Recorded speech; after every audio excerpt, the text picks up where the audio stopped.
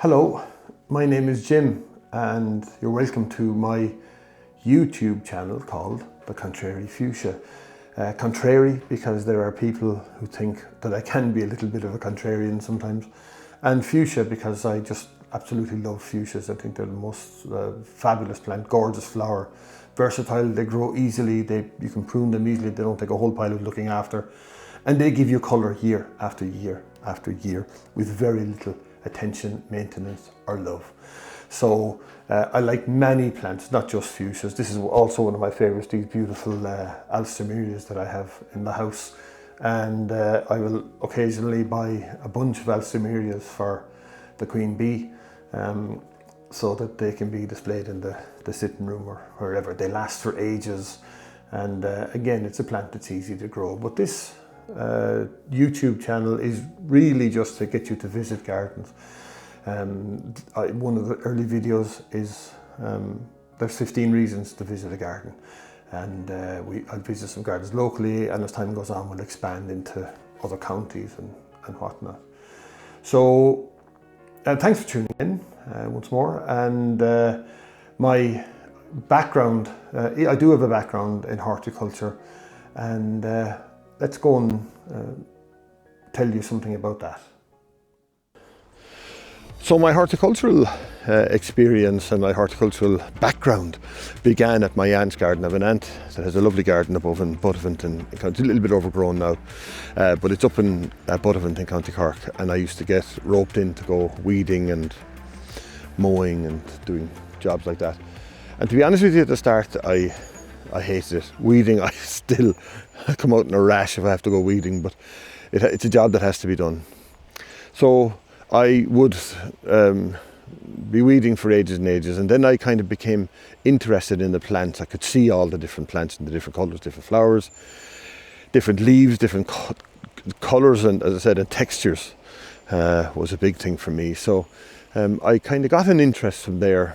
I left home to go to the UK, and I ended up working in the garden of Dennis Healy, who was a Labour MP who lived down on the south coast of England.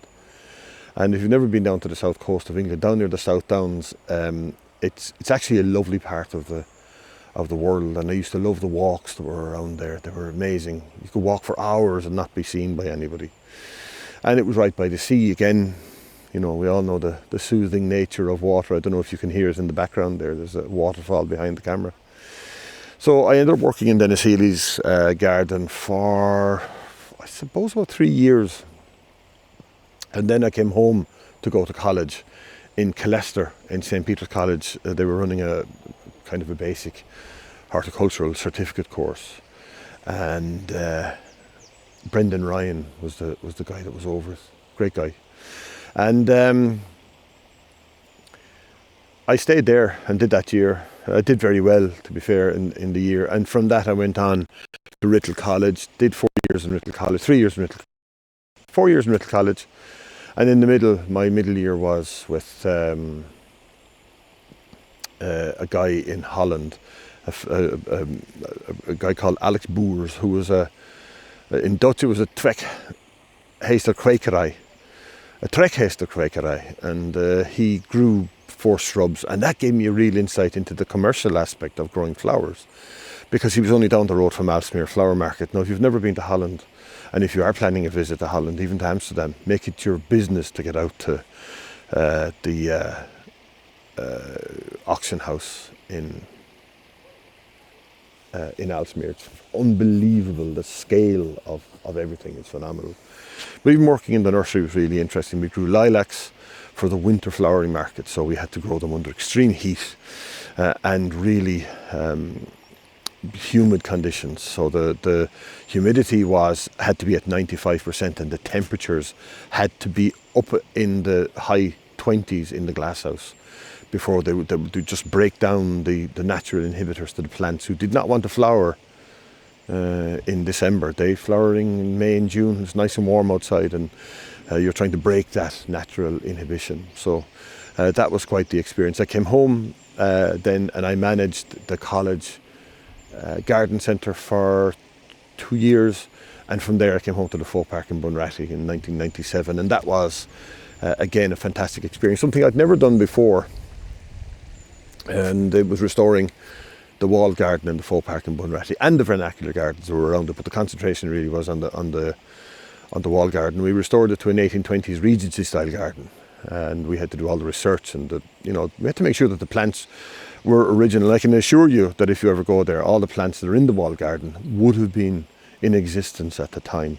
It took a lot of work to do that. We had to really go to specialist nurseries. I remember taking a truck one time and driving from Limerick up to County Down to collect a whole load of herbs and herbaceous plants that were a nursery up there were growing.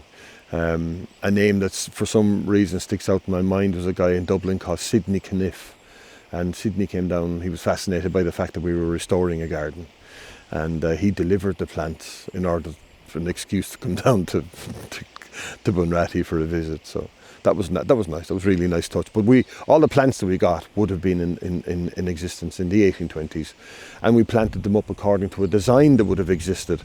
And that brought out to me then one of the kind of conundrums of garden design is that in the 1820s, no heed would have been paid whatsoever to people who had any kind of a disability or any kind of an inhibition to walking or listening or anything like that.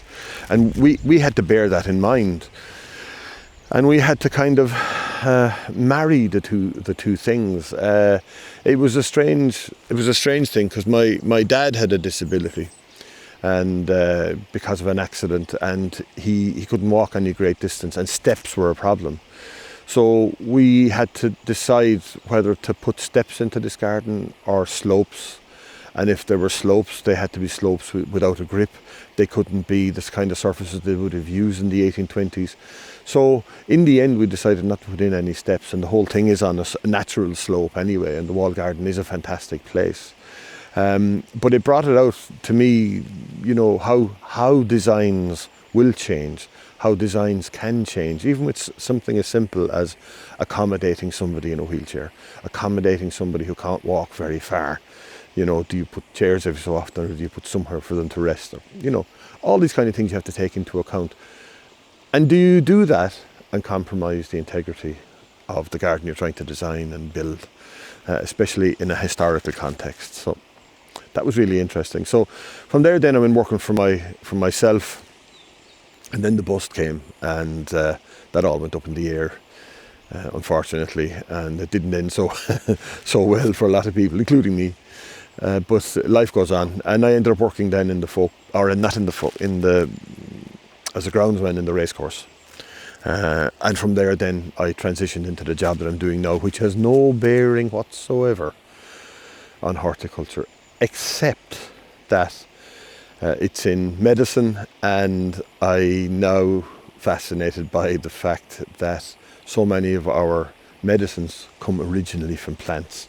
And one of the things that I see lately is a lot of interest in mental health, and that's mushrooms.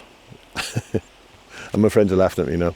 Psilocybin mushrooms are being used to treat people with conditions like schizophrenia, depression, and they're working really well. So horticulture can have a massive impact on our lives, a massive positive impact in our lives. And as I'm sitting here talking to the camera, talking to you, I'm surrounded by the kind of places that I love. There's no flowers anywhere. I can't see a single solitary flower, but look at all the different greens, look at all the different colours. We're heading into autumn now. Some of the trees are beginning to go off colour, and when autumn does hit, the contrast in leaf colour, leaf texture and leaf structure here will be amazing. And that can be the same in your garden, no matter how big or small it is. So that's my background. That's the background through which I suppose have the authority, if you like, to speak about gardens and visiting gardens. This is where it all began for me, really, my interest in horticulture. In along that passage in there is my aunt's farm. And there's an interesting story behind this wall behind me. Originally the farm entrance was farther down into the field there, this field is called the Strip, the field is behind me. And behind that ditch over there is a cutting that was taken out of pure stone, and the stone, black limestone, and that stone was then transported down, farther down to level off the railway. And it was done during the famine, and the men that worked on it to get fed during the famine, source of easy, cheap labour. We are told that some of them died, which I'm sure they did, and we are told that some of them were buried under there, although how true that is, I don't really know. Regardless, this wall then came from a bridge that they built, not during the famine, that was much more recently in the last century. It was built over that little cutting. And then modern trains came along and they had to raise the bridge. So in order to raise the bridge, they had to take away the old stone bridge that was there. And this is the stone that came from it. And they're the original, this is all original stone. So they put in a modern bridge, raised, and then built the entrance using the old stone. It's just amazing, and it never ceases to amaze me. And I think of these things, I look at them and I think the people who built these places are just really were unbelievable people. But the Contrary Fuchsia, that's my introduction. I hope I've piqued your interest and that you will stay tuned, that you'll subscribe, and that you'll look at the next videos. I have one coming up on the Latin names of plants, how to name them, why we should name them. I have one coming up on why you should visit a garden. And the first video that I'm going to release is one on Doneraile Park, which isn't a million miles from here either. And I hope that you enjoy it. Remember, I'm not trying to get you to grow stuff. I'm not trying to get you to propagate anything, but I am trying to encourage you to visit gardens, because I think it has horticulture, and the use of horticulture in our homes, inside and outside, has so many benefits that we either ignore or we forget about, or we don't know are there. So go out and visit a garden, see how you get on. Let me know in the comments down below if there's anything, or if you want me to visit somewhere. I'm open to suggestions. I don't really know where this is going to go, if it'll take off, and we'll see how it goes. But I will visit as many as I can and see how I get on. That's it for now. I'll see you at the next video. My name is Jim, and this is the Contrary Fuchsia.